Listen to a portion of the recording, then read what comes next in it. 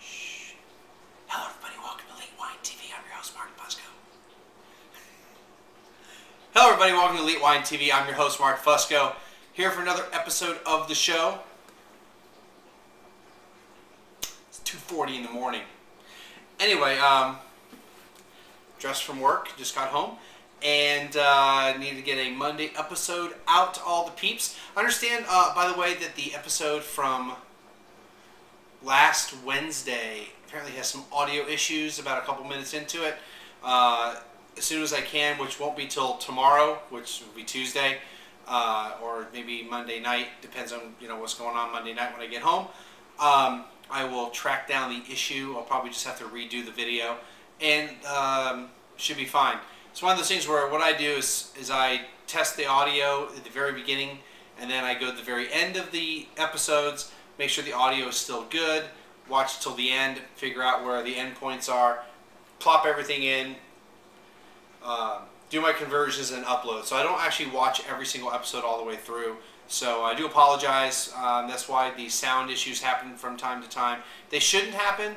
In a perfect world, everything should be great, but something may have happened during the initial conversion or the initial rendering process that caused the audio issue. So, with that said, let's get right into the wine.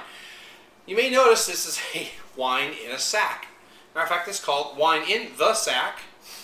This is the Vino de Eyzaguirre. I'm assuming that's how you pronounce it. This is a Chilean wine. It's a Cabernet Sauvignon 2005. This was bought at Specs for a grand total of $8.26. Apparently this wine's been around for a little while. I did a really brief check on the internet, and they actually have a website called Wine in the Sack, and even have the information about this vintage. It's an 85% Cabernet Sauvignon, 15% Merlot blend, though I think some vintages are 100% Cabernet Sauvignon, because the initial facts say 100%, but then the fact sheet for the 2005 shows there's a blend involved. It is aged for 10 months in stainless steel tanks, and then I think it's 2 months in bottle before it's released. And let's check it out. Oh, I don't think I mentioned the valley. The Cabernet Valley in Chile. We've done at least one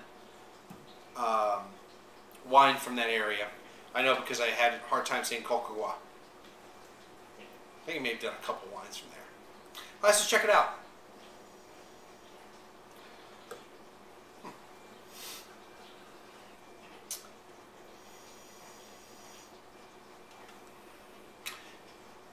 Different.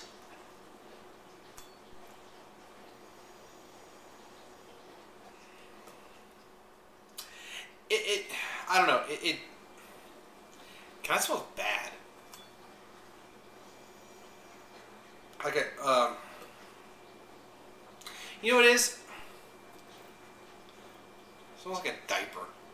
Kind of? Not really. I don't know. I had that kind of sensation from it, but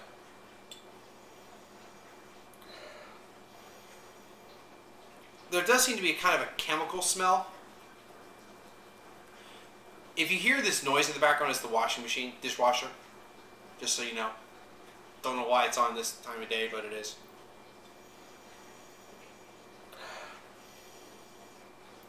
I'm getting kind of a, it's kind of a eucalyptus thing, almost minty,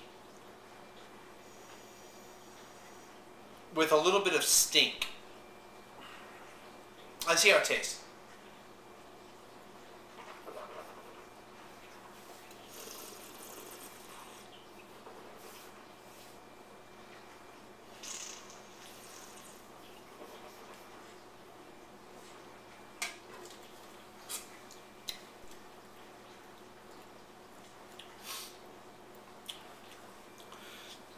I like it.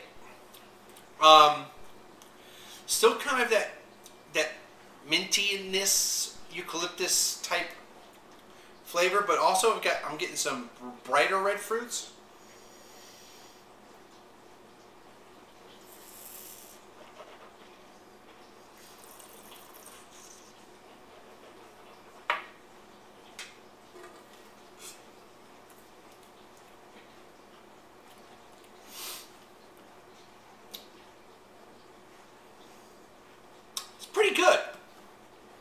$8, between $8 and $9.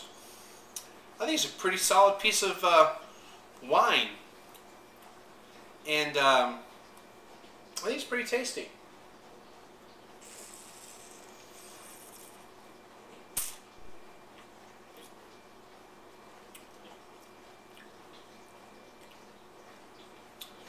I like it a lot. I'd say I'd give it an 88. I think it's well made. I think it's not really heavy on the tannins, though you've got some tannins. It's definitely not oaked, because it doesn't touch any oak. I want to read the back of the label, because I always find it interesting what the manufacturers or the marketing pros say the wine's supposed to smell and taste like. So let's talk about it. Aromatic profile features fresh and dried cherry and dried plum with a touch of mint and dark chocolate in the background. Now, I had read this already, and the mint I kind of agree with, but I didn't get anything. I mean, some fruit, but I think I got a little funk, a little funkiness. So I didn't really get the cherries or the plums or the chocolate on the nose. On the palate, the wine is rich, well balanced, and approachable with a long finish. I don't know about a really long finish, but it's a decent finish, and I can kind of see the chocolate on the palate, but I get more the kind of the mintiness and the bright red fruits. To me, the palate is a lot closer to what they say is on the nose, on the bouquet. So it could be just something where the winemaker said, well, this is what's in the wine, and then somebody in the marketing department just kind of made up a few things and, you know, didn't really know what to say. So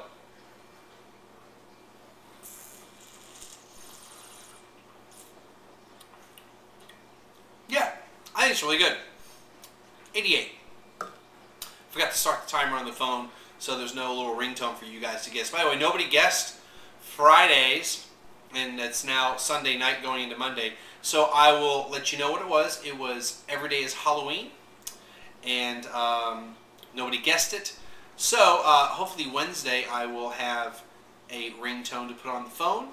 Wednesday's episode is going to be a Thanksgiving episode. It's going to be 3 wines, 3 somewhat typical Thanksgiving style wines, and so it will be probably a 15 to 18 minute episode.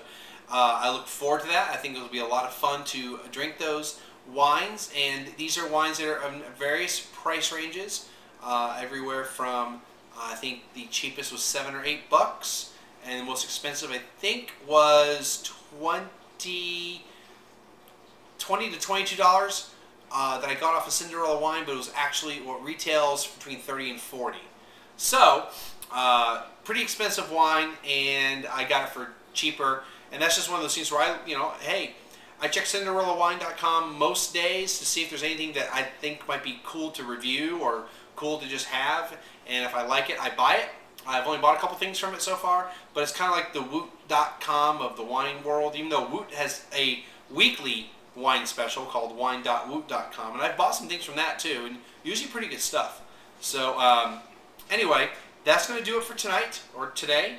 And I will see everybody again on Wednesday.